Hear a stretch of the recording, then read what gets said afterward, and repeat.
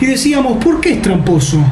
Bueno, justamente porque ni a la niña misma se le pide que tenga una actitud, si se quiere, militante, trascendental. A esa niña que ha estado ahí, que ha visto de primera mano, que ha sentido el olor de la sangre, por ser gráfico, de ese matadero, esa niña que debería ser para nosotros a la que deberíamos seguir luego de rescatar a Okja en una cruzada militante de cambio, ella no, ni siquiera ella quiere eso, porque nunca ha sido esa la búsqueda de la niña.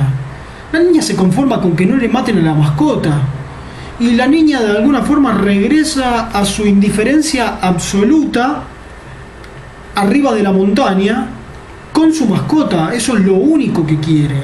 La indiferencia de la niña, que de alguna forma está matizada por el sentimiento de amor hacia su mascota, es la misma indiferencia de nosotros como espectadores. Es la misma indiferencia del personaje de la mujer dueña de la empresa de Mirando. Esos dos extremos, la mujer dueña de la empresa y la niña, representan las dos caras de lo que sería de alguna forma la mirada humana, la indiferencia absoluta y especulativa, siempre hablando del tema del consumo de la carne y los modos de producción, y la indiferencia solventada o matizada por el amor hacia otros animales que no serían animales de consumo, que son los perros y los gatos.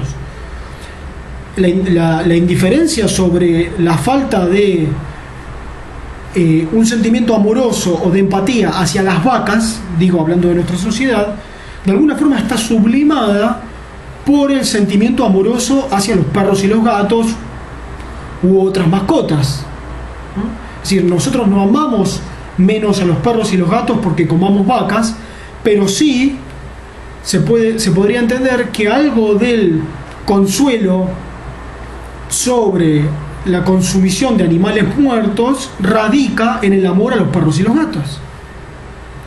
Es decir, quizás sí amamos perros y gatos u otros animales para sublimar el crimen que cometemos sobre las vacas, por ejemplo, o sobre otros animales de consumición, digo en Occidente, ¿no?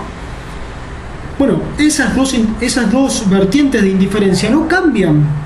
La niña no cambia en lo absoluto. Ella solamente quiere a Okja y quiere volver a su ignorancia total en la cima de la montaña.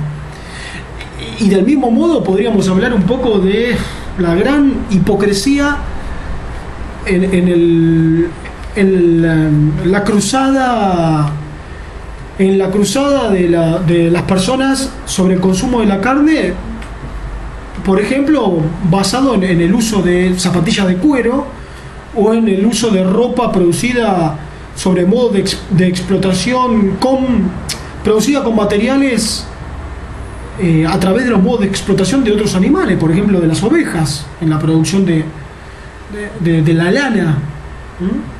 Bueno, en base a esto es que la película de alguna forma teje una gran trampa cuyo objetivo es un objetivo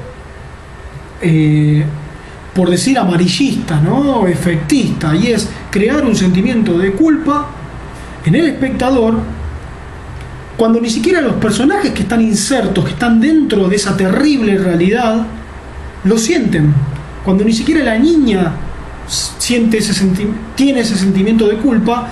A nosotros los espectadores sí. ¿Y por qué? Porque nosotros los espectadores no vemos la película o no vemos los acontecimientos de la película por la búsqueda de salvar a nuestra mascota. Cuando termina la película nosotros no nos quedamos con Okja, no abrazamos al animalito, no podemos sublimar lo terrible que hemos visto abrazando a la mascota. Podemos ir a abrazar a nuestras mascotas, pero esas no han estado dentro de la pantalla. Nosotros nos quedamos con un sentimiento muy fuerte de culpa, un sentimiento muy marcado, que como decíamos antes, no es el mejor conductor para una postura militante y racional sobre los modos de alimentación y de consumo de la carne. La culpa no produce un activismo militante. No es la puerta de acceso a un pensamiento analítico, superador y de alguna forma equilibrado, tanto en esta cuestión del consumo de la carne como en cualquier otra, ¿no? La culpa lo que genera es todo lo contrario. Generalmente provoca una parálisis luego de un alto nivel adrenalínico en base a la emocionalidad. Es decir, yo me siento muy mal cuando siento culpa. En el primer contacto con esa culpa en base a un hecho o algo que estoy viendo, me siento muy mal, pero luego esa culpa no es que genera en mí una actitud de militancia. Generalmente tiende a paralizarme. ¿En qué sentido? A hundirme en una profunda nostalgia, en una profunda melancolía, en una profunda resignación por un mundo que no va a cambiar porque yo sienta más o menos culpa. No se puede acceder a un cambio tan grande como el que propone la película sobre los modos de alimentación en base a una búsqueda tan egoísta, infantil y sentimental como la que sucede en la película e intentando generar un sentimiento tan limitado como la culpa, tan criticado aparte en el psicoanálisis como la culpa. Porque si no diríamos, por ejemplo, los cínicos que suelen no sentir culpa, este tipo de mensajes no les generaría ninguna actitud militante. O también podemos sentir una culpa excesiva, una culpa que se prolongue más allá de el hecho que estamos viendo y nos hunda en una profunda melancolía, en una profunda culpabilidad, en un profundo autocastigo que no hace otra cosa que paralizarnos cuando esta cuestión sobre los modos de alimentación y los modos de consumo de la carne lo que piden de nosotros es una actitud mucho más proactiva.